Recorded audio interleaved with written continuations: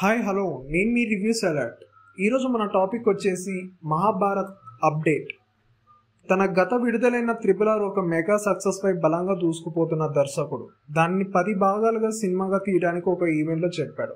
నేను మహాభారతాన్ని రూపొందించే స్థాయికి వస్తే దేశంలో ఉన్న మహాభారత సంస్కరణలు చదవడానికి నాకు ఒక సమయం పడుతుంది. ప్రస్తుతం ఇది 10 భాగాల చిత్రం అనే మాత్రం నేను ఊహించగలను అని రాజమౌళి తన బావ డైరెక్టర్ ఏవి గురువారెడ్డితో మాట్లాడుతూ అన్నారు. హిందూ ఇతిహాసంపై ఫ్యూచర్ చేయాలనేది రాజమౌళి చిరాకల కళ. దీని గురించి ఆయన మాట్లాడుతూ, నేను తీసే ప్రతి సినిమా చివరికి మహాభారతం చేయడానికి ఏదో నేర్చుకున్నట్లు అనిపిస్తుంది, కాబట్టి ఇది నా కళ మరియు ప్రతి అడుగు దాని వైపే ఉంటుంది, ఇలా మాట్లాడుతూ రాజమౌళి అన్నారు.